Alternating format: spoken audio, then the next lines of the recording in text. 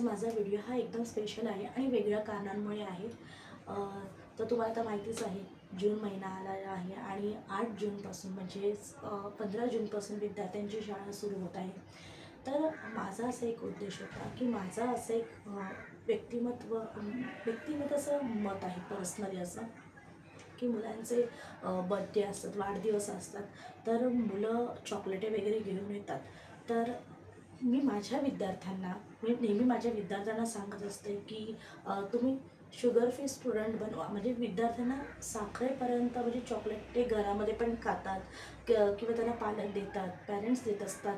मग ते हां, मला मान्य आहे की प्रत्येक मुलांची आवड असते की नवीन कपडे घालणं किंवा ते चॉकलेटं वाटणं, हे प्रत्येक मुलांची आवड असते. आणि पण ही कुठेतरी ही परंपरा चालत आलेली आहे आणि ही परंपरा ही अशीच ठेवणं म्हणजे त्याच्यामध्ये काहीतरी बदल घडवून आणणं हे जास्त तितकंच महत्त्वाचं आहे. तर माझं असं मत आहे की जे पण माझे ते व्हिडिओ बघतील किंवा ज्यांच्यासमोर हा माझे व्हिडिओ येईल, त्यांनी खरंच चुकीचं काही कमेंट्स करू नका. कारण का तुम्हाला माहिती नाही आहे की ते चॉकलेट्स कधी पॅक केलेले आहे, कधी मॅन्युफॅक्चरिंग केलेलं आहे, त्याची डेट काय आहे. डेट जरी असली तरी कोणत्या विद्यार्थ्यांना काय होईल सांगता येत नाही. आणि महिन्यातून एकाच विद्यार्थ्यांचे बर्थडे नसतात, तर महिन्यातून कमीत कमी 7-8 किंवा जवळजवळ पकडूनच चला महिन्याला किंवा वर्षाला प्रत्येक महिन्याला 4, 5, 7, 8 असे विद्यार्थ्यांचे बर्थडे असतात. मग एका विद्यार्थ्याला 3-3, 4-4 चॉकलेटं मिळतात. कधी-कधी विद्यार्थी असेच ते चॉकलेटं खातात. कारण का कोणालाच मोह तो आवरत नसतो की शाळेमध्ये आपल्या एका मित्राने एखादं चॉकलेट वगैरे दिले, जरूर द्यावं.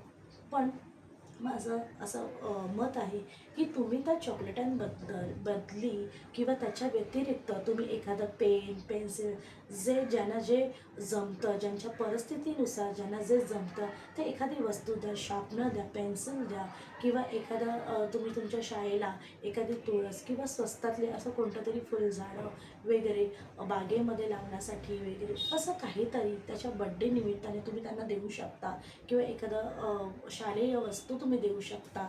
जास्तच महागडी नाही, जमलं तर स्वस्तात काहीतरी असू शकतं ना, तर तुम्ही ते द्या. कदाचित त्या विद्यार्थ्याला देताना सुद्धा, चॉकलेट देताना जो आनंद असतो तेच ते विद्यार्थ्याला देताना पण आनंद असतो आणि जो घेणारा आहे त्यालाही तितकाच आनंद होत असतो. तर माझं असं मत आहे की विद्यार्थ्यांनी या असे छोट्या मोठ्या शालेय वस्तू वाढदिवसाला द्यावं. म्हणजेच काय, तर प्रत्येक विद्यार्थ्याच्या स्मरणात तो विद्यार्थी राहील आणि खरंच फार आनंद होईल. खरंच तुम्ही एकदा हे करून पहा. ठीक आहे. धन्यवाद.